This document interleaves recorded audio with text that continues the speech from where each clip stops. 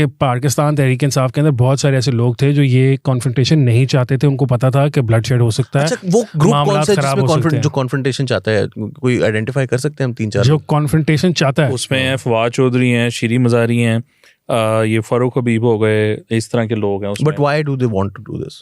उसमें चक्कर ये है कि हर एक की अपनी एक कन्विक्शन होती है। किसी ने कुछ बहुत कुर्बत में ना डील किया होता है एस्टेब्लिशमेंट के साथ, तो एस्टेब्लिशमेंट के साथ जब आप बहुत करीब हो जाते हो ना, और जब आप फिर दूर होते हो, तो वो ना फिर आपको बड़ा ना रगड़ते हैं। वो दिल में एक ऐसी आपके ना, वो फिर आपको बंदे को बंदा नहीं समझते।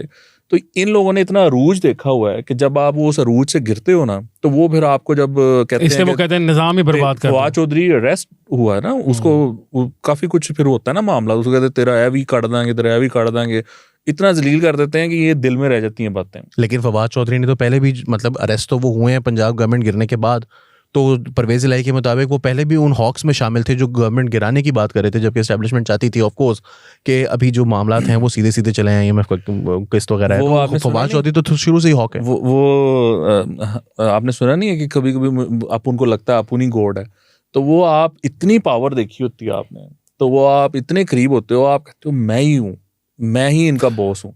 और वो उसी चक्कर में जब आपको दूसरी तरफ थोड़े से हालात चेंज होते हैं ना, तो आप उनको मानने को ना, उस रियलिटी को तैयार ही नहीं होते। ये जो लाडले होते हैं ना, ये लाडला रहते हैं जब तक कि ये जेल नहीं चले जाते और ये जमहूरी नहीं हो जाते। ये चाहे फवाद चौधरी हो, चाहे इमरान खान हो, जो भी हो। आप शाह महमूद कुरैशी को आप देखें ना, जिन्होंने हर पलट देखी हुई है, एक्सपीरियंस जेल तो नहीं देखी मेरा ख्याल है वो इस तरह की चीज़। अभी वो गए तो थे यार, वो बता तो रहे हैं कि मैं अपने कपड़े खुद धोता रहा हूँ जेल में जाके। अभी गए तो थे, दुखी थे वो, लेकिन बताया उनको मर्ज भी था, आपको पता ना। आप ये एक चीज नोट करें कि ये जो बात है ना, यार मर्ज का नाम नहीं लेना, बड़ी गंदी बीमारी। हर दीवारों पे लिखा होता है पूरे पाकिस्तान में कि अगर ये मर्ज है तो हकीम साहब से दवाई लें। आ जाए हमारे पास इसके जी विकास भी, सॉरी हमने आपको इंटरप्ट कर दिया। नहीं, आप ये देखें कि ये जो क्या पेट्रोल बम की जो कहानी है ना, ये यास्मीन राशिद साहिबा ने बयान किया प्रेसिडेंट आरिफ अलवी को, ये बड़ी इंटरेस्टिंग बात है। ये इंटरेस्टिंग इस वजह से है कि यास्मीन राशिद को क्या महसूस हुआ। उन्होंने कहा कि इलेक्शंस पोस्टपोन हो जाएंगे जो हम चाहते हैं, यानी उनका था मतलब हम चाहते हैं कि इलेक्शंस हों, इससे इलेक्शंस पोस्टपोन हो जाएंगे। तो इमरान खान साहब क्यों नहीं चाहते कि इलेक्शंस हों? यानी अगर इमरान खान साहब चाहते हैं कि इलेक्शंस हों तो वो पेट्रोल पंप तो ना मार रहे होते। यास्मीन राशिद साहिबा कह रही हैं कि पेट्रोल पंप गिराए जा रहे हैं, इससे इलेक्शंस पोस्टपोन हो जाएंगे। तो फिर क्या होगा? इसका मतलब है देयर वुड बी अनार्की। जब 4, 5, 6, 8 पुलिस वाले मर जाते तो there would have been anarchy. और जब अनार्की होती तो अनार्की को संभालने के लिए कौन आता? फौज आती।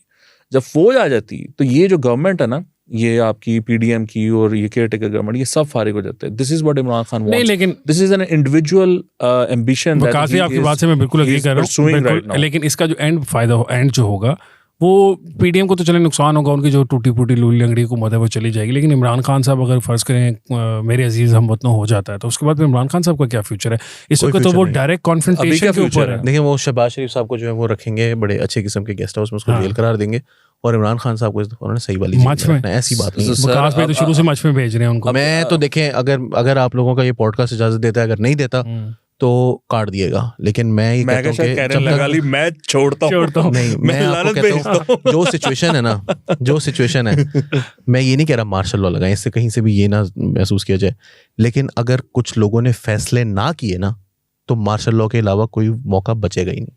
देखिए, अगर वो फौरी तौर पर ये यकसू होकर डिसाइड नहीं करते कि हमने इस मुल्क के सिस्टम को बचाना है, अगर उन्होंने ये डिसाइड ना किया, अगर उन्होंने अपने अगर वो इमरान खान साहब को दुरुस्त साबित करते रहे कि इनका पेशाब निकल जाता है, अगर वो दुरुस्त साबित करते रहे, तो आप यकीन करें कि मुल्क लग चुका हुआ। अच्छा, नहीं, उसमें इंटरेस्टिंग देखें बात यह है कि वो प्लान कामयाब नहीं हुआ ना खान साहब का। वो 4, 5, 6 लाशें उनको नहीं मिली, अनारकी नहीं हुई। अभी खान साहब को जो है ना, कानून की जो मीठी छुरी है ना, उसके नीचे लाया जा रहा है, और वो आएंगे, उनको ये सब कुछ करना पड़ेगा, और वो कानून अपना रास्ता जो है ना वो लेगा। वो जो कुछ करना चाहते थे ना, वो नाकामयाब हो गए। एक बात याद रखें कि इमरान खान साहब जनरल बाजवा के सख्त खिलाफ थे। आज तक लोग पूछते हैं तो उनको क्यों 6 महीने की एक्सटेंशन दे रहे थे? वो एक्सटेंशन नहीं थी, वो मार्शल लॉ था। उनका एस्टिमेट ये था कि ये मैं इसको कहता हूँ कि आप ले लो एक्सटेंशन, और नवाज शरीफ देगा नहीं और ये मार्शल लॉ लगाएंगे, और शहबाज शरीफ साहब को बाजवा साहब ने कहा मैं मार्शल लॉ लगा दूंगा। ये बात शहबाज शरीफ साहब ने हामिद मीर साहब के प्रोग्राम में कहीं भी एक रात ऐसी थी कि मार्शल लॉ लगने लगा। खान साहब ने उनको 6 महीने की एक्सटेंशन का वादा कर दिया था और टीवी पर आकर कहा। खान साहब के दिल में इतना प्यार कहाँ से आ गया जनरल बाजवा के लिए? He wanted martial law in Pakistan. अच्छा, और वो फिर वो भी नहीं हुआ, तो अब जो है वो इट्स एन डेस्परेट अटेम्प्ट कि जी यहाँ पे नारकी हो जाए और फिर आर्मी आ जाए। इमरान खान साहब का कोई मुस्तकबिल नहीं है, he knows I am going to jail. अच्छा, उनका है मैं तो जावा है भी जान, हम तो डूबे हैं सनम, तुमको भी मेरा ये व्यू है कि वो जो चीज़ें वो खाते हैं और किसी भी सूरत में इनटेक उनका है, वो चीज़ें इंसान को पेसिमिस्टिक नहीं होने देती इतना। मेरा ख्याल है कि इमरान खान साहब जो हैं वो बहुत ऑप्टिमिस्टिक रहते हैं, पॉजिटिव रहते हैं। उनको नहीं लगता कि वो जेल जाएंगे, उनको लगता है कि मैं अगर चुप करके बैठूंगा तो 100% मैं जेल जाऊंगा, 100% मेरी डिस्क्वालिफिकेशन होगी। मेरे पास एक ही ऑप्शन है और वो ये है कि लड़ाई करूं। और लड़ाई करने की सूरत में मेरे पास कोई I do have an outside chance, जो कि देखा जाए तो आप यकीन करें कि इस वक्त वो आउटसाइड चांस बन चुका है। मतलब आपको इस तरह की सिचुएशन है कि जैसे आपके जो है ना वो क्रिकेटिंग टर्म्स में खान साहब भी समझते हैं, आप भी समझते हैं, तो आपके जो है ना वो 150 स्कोर पड़ा है और आपके 6 आउट हो गए। तो अब आपने जो है ना वो शोएब अख्तर और रज़ाक बैटिंग कर रहे हैं, तो अब आपने जो है ना वो इस तरह से मैच को बचाना नहीं है, क्योंकि ये वनडे हो रहा है। तो इस मैच को अब आपने छक्के मार के जीत सकते हैं, आप ये नहीं कर सकते कि इस मैच में जो है ना वो विकेट बचा के, तो अब टुक टुक नहीं करनी, अब आपने मैच जीतना है और मैच जीतने के लिए आपको मारना पड़ेगा। This is Imran Khan. मैं ये बिल्कुल तस्लीम करने के लिए तैयार नहीं हूँ कि वो ये सब कुछ कर रहे हैं despite knowing that he is going to be out anyway. मैं ये भी नहीं, इस थ्योरी पर भी बिलीव नहीं करता। आई थिंक उनकी कैलकुलेशन ये है कि ये मार्शल लॉ नहीं लगा सकते, जो कि मेरी भी कैलकुलेशन है, बहुत सारे लोगों की ये कैलकुलेशन है कि इस वक्त जो इदारे हैं वो इस हद तक डिस्ट्रॉट की एक कैफियत है कि वो मार्शल लॉ लगाने की पोजीशन में नहीं है।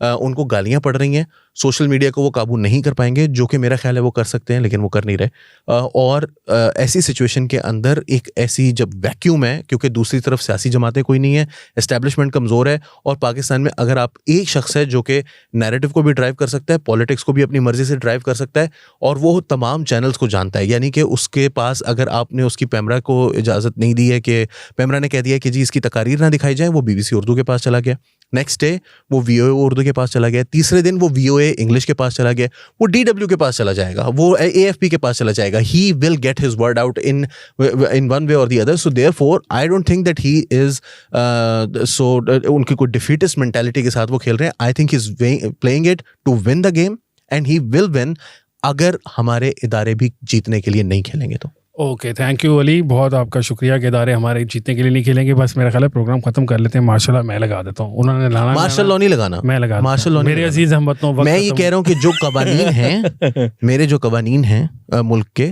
उन कवानीन के ऊपर सख्ती से अमल दरामद करवाया जाए, सख्ती से अमल दरामद करवाया जाए। बिल्कुल अली, ठीक है, आपका पॉइंट आ गया।